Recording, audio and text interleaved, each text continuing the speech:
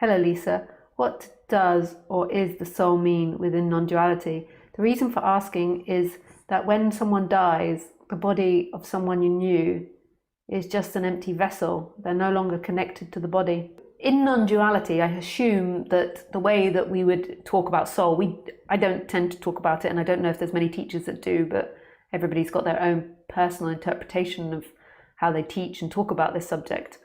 But soul generally means everything. So in Christianity, we have this teaching that, so what we've been brought up in the West to believe is that we have souls inside the body. It's funny that it's the same as the bottom of the foot. We have a bottom of the foot inside the body, but we have these souls inside the body, and these souls are judged. They leave the body when they die, and they're judged in heaven or hell, and blah, blah, blah, blah, blah. And this soul has free will, and it has movement over the body.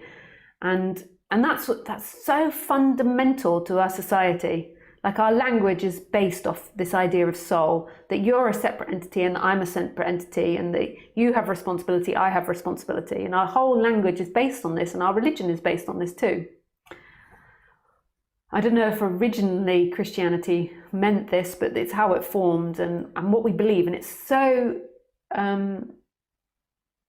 strong in our culture that we believe there is a soul inside this body, and after death, most people believe that that soul moves on to another place. It detaches from the body and it moves on to another place. Whereas in a lot of Eastern traditions, and not all of them, I can't talk about all Eastern traditions, but in a lot, it makes me sound a lot more intelligent if I just say a lot of Eastern tradition, bam, bam, bam, Eastern traditions. They don't believe in the concept of soul. And we can't imagine what that's like in our language and in our society. Like to have a society that doesn't believe in the concept of soul, that there are individual souls inside the body. Can you imagine a whole society that doesn't believe that? And they don't believe that there is autonomy. I think that I used that word correctly. It just popped out.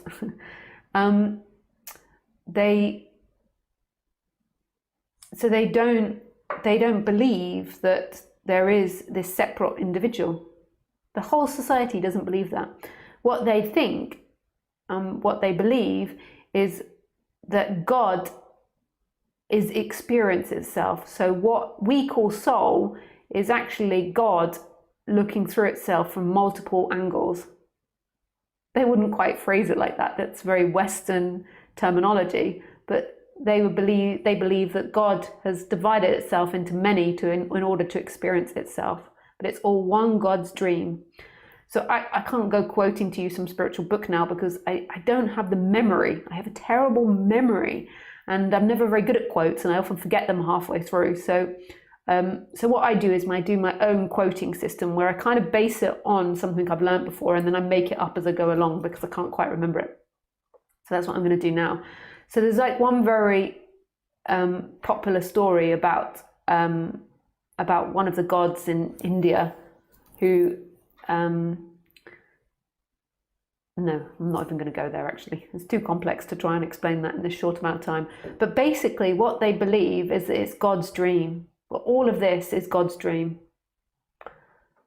So they don't believe that each person has a soul. So they believe that they can believe in rebirth and reincarnation, and rebirth is habits and conditions that get carried on to the next birth, and the goal of it is to get out of death and rebirth and to remember your God consciousness, that who you are is God, that you're God experiencing this.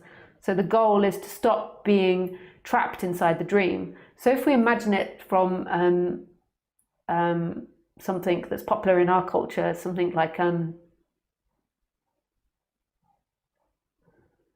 virtual reality.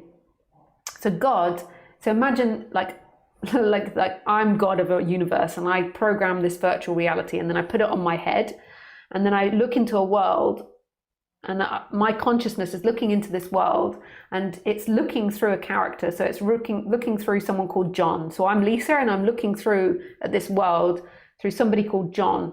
and I'm looking at this world, and from John's perspective, it seems like John has a body, has hands, has a face. Even though I'm Lisa watching that dream, it seems like John has got his own reality and that he's interacting with all these other characters and interacting with this world, and it's really freaking real and believable. And then I'm in this virtual reality for so long, I eventually begin to forget that I'm watching the dream, that I'm a watcher of the dream, a watcher of the virtual reality, and I begin to actually believe that I'm John, a character, and that I'm limited, and I begin to take the dream really seriously and really think it's real and get really involved in it.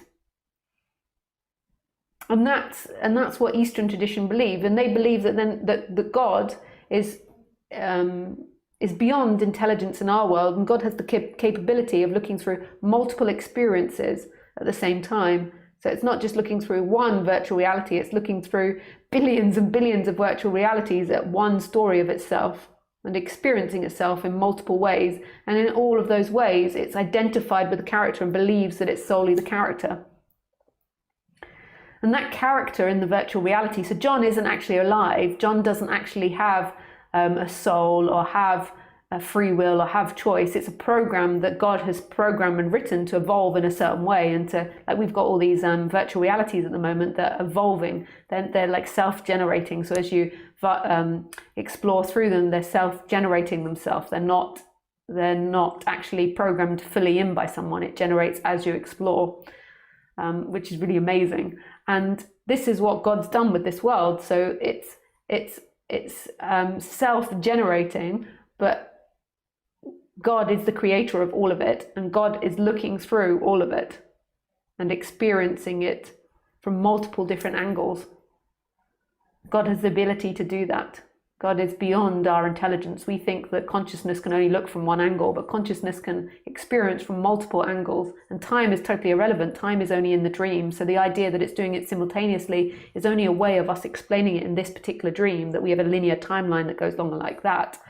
But in different realities, in different dimensions, God could experience simultaneously, because time isn't a linear thing. It's only in this world that it's linear.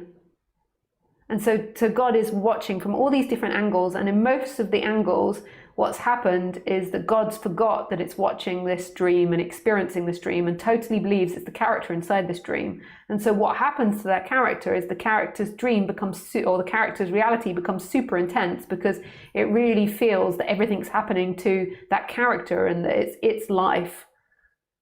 And I've got to survive, and I've got to make the right choices, and I've got free will, and all of that's a lie. And in Eastern traditions, they believe what waking up is seeing through that illusion. Like seeing that who you are is the experiencer of the dream. And then that's the end of birth and death. And that's the goal. The goal is to no longer be in the cycle of birth and death. Amazing, eh?